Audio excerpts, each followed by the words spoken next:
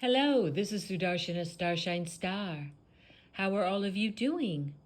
Thank you for being here with me. I'm so glad that you are. It's a beautiful Sunday, May 26th, and I am going to record, it won't be long, it's going to be part 2B of the Devi Mahatmyam. I'm going to put it on my TikTok, which is, the username is at StarshineStar909, or the channel is called Mahakali Yeshua 9. And yes, it is my third TikTok after being banned twice, so I'm happy to still have it. My YouTube channel, I have two, but the main one is called It's the Dazzling of the Light. Or you can just go to YouTube and type in at Sudarshana Starshine Star to access all of the clips there. Please remember to like, share, subscribe, hit the notification bell, all of that wonderful stuff to help me grow these channels. I really appreciate that. So I'm going to do, you can look either on my TikTok or YouTube for previous audio clips that I've recently posted from the Devi Mahatmyam, which is a very ancient, sacred, divine tool. It's an epic poem that was written by sage Markandeya of India in 550 AD. It is in the Markandeya Puranas. Mother Divine herself said to read this text aloud or listen to it intently. It's a divine tool. When you're hearing about the glory of the goddess and who Mother Divine is and about her epic battles against negativity and demons that are called Rakshasas, it's not just listening to a story. It really is very powerfully cleansing and purifying and uprooting negativity and darkness and, problems and all kinds of things from us, from the listeners or the readers of the text when we read it aloud. So it's that powerful. Just try it and see what your experience is. I remember the first time that I encountered it several years ago, I was thinking, well, this is like a story, right? And I felt great, and I was reading it aloud, and all of a sudden I got like a kind of a headache and an upset stomach, and it passed pretty quickly, but it was noticeable. And I thought, look at this, it's like pulling up something inside of me. So I kept going with it, and I really love it, and I'd love to introduce all of you to it. I like to begin all of my clips with the 3 opening prayers. They're short, they're in Telugu and Sanskrit. It's the Guru Mantra, the Ganesha Mantra, and the Gayatri Mantra. All right. Om, Om, Om, Guru Brahma, Guru Vishnu, Guru Devo Maheshwaraha, Guru Sakshat Parabrahmam, Tasmahi Sri Guruvena Namaha. Om Suklam Bharataram Vishnum Sishivarnam Chatubhujam Prasanavaranam Dhyaye Sarva Vigno Prashantaye. Om Bhurabhuva Suvaha Tat Savitur Varinyam Bhargo Devasya Dhimahi Dhiyo Yo Naha Prachodayat. Om Shanti Shanti Shanti. All right, the Devi Mahatmyam, chapter 2b. I'm going to read a paragraph that was at the end of 2a so that you'll kind of be put back into the story. Excuse me, and this is the Rishi speaking, the character called the Rishi in the Devi Mahatmyam.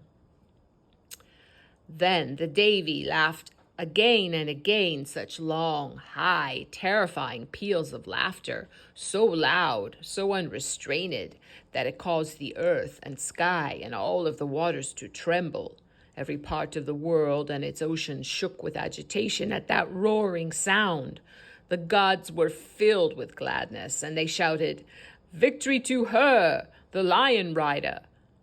All the sages also praised her, bowing in devotion. Alarmed at such total commotion in the 3 worlds, all the wicked asuras rushed out, brandishing their weapons. "Ha! What is this?" shouted the enraged Mahishasura. Then, as the Asuras all charged toward that terrifying challenge of the Devi, Mahishasura saw her standing there, her splendor pervading the three worlds, her footsteps causing the earth to bend, her crown engraving its mark on the heavens.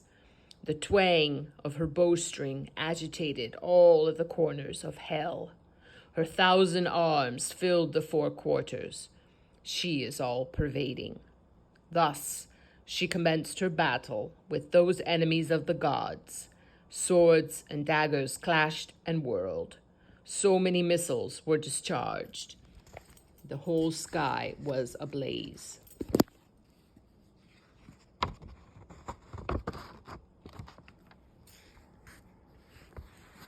There were 4 great divisions of Mahishasura's armies. They were led by the generals Chiksura and Chamara, with their myriads of chariots. Udragra brought his 60,000 chariots. Mahahanu had 10 million chariots. Isiloma brought 50 million to battle. Bashkala had 6 million. Ugra Darshana and Parivarita came with thousands of elephants and horses and 10 million chariots to fight. Bidala also fought, surrounded by 500 crores of chariots, and many, many more asuras came with tusked elephants and fiery steeds to fight with the Devi in that battle. Then Mahishasura, surrounded by thousands of crores of horses, chariots, and elephants, using javelins and cleavers, staves and maces and spears, commenced in battle with the Devi. They hurled nooses and clubs at her. Some attacked her with swords, but she easily snared their swords, their arrows and missiles with her noose. Extending her many arms, she playfully amused herself. With her sword and discus, she severed their weapons effortlessly while she showered them with arrows. All the gods and sages watched and sang her praises as the weapons of the Devi pierced the bodies of the asuras, sending them crazy with pain. She rode her angry lion. He shook his mane as he stalked among the armies of asuras. They fell like trees in a forest fire. Delighted, Ambika loosed sighs of satisfaction in the battle. Each breath instantly created hundreds and thousands of Ganas who arose to join her in the battle, wreaking destruction on the enemy with their axes and halberds and tridents. Her Ganas were filled with energy by the power of the Devi. They blew conches, while some played mridagams and tambours. It now became a mighty martial festival. The Devi killed asuras by the hundreds with showers of spears, as well as with her trident, her club, and her sword. Hundreds more were thrown down, stunned by the sound of her bell. Some were bound by her noose and dragged to the ground. Some she split into 2 with her sword. Some lay on the ground crushed by her mace. Her club hammered others so severely they vomited blood. Some fell to the ground, pierced in the breast by her trident. Her arrows fell like torrents on those enemies of the Devas. In such dense masses, they were quickly slaughtered, quickly cut to pieces. The arms of some were severed, necks were broken. Some were torn in half, heads rolled on the ground. Some great asuras fell as their legs were cut off. Others were cut clean down the middle by her sword. Some fell and rose again, headless, trunks, still fighting, swords in hand, dancing to the rhythm of the drums and trumpets. Then some asuras shouted, "Stop! Stop!" at the Devi. Soon the earth was thickly covered with an impassable tangle, a mass of elephants, horses, asuras, and broken chariots. Rivers of blood flowed among them. Ambika destroyed the whole army as quickly as fire destroys wood and straw. Her lion roared as he stalked among them, shaking his mane and seeking the few still breathing. And the Devas, watching the triumph of the Devi, showered her with flowers in their gratitude. All right, that's the end of chapter 2, completing this segment of chapter 2b. So thank you so much for being here with me. I'm going to close with closing prayer. What I'm saying is, God bless all beings in all worlds. Om Loka Samasta Sukhino Bhavantu. Loka Samasta Sukhino Bhavantu. Loka Samasta Sukhino Bhavantu.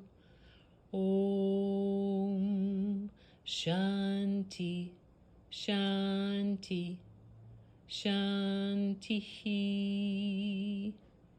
Yes, peace, peace, peace. God bless all of you. God bless you and yours. Please remember to like, subscribe, share, or hit the notification bell, depending on which platform you're watching this on. I would really appreciate that. Thank you. I'm wishing you all a wonderful rest of your day or evening and a great week ahead. And I will see you when I see you. Bye-bye for now.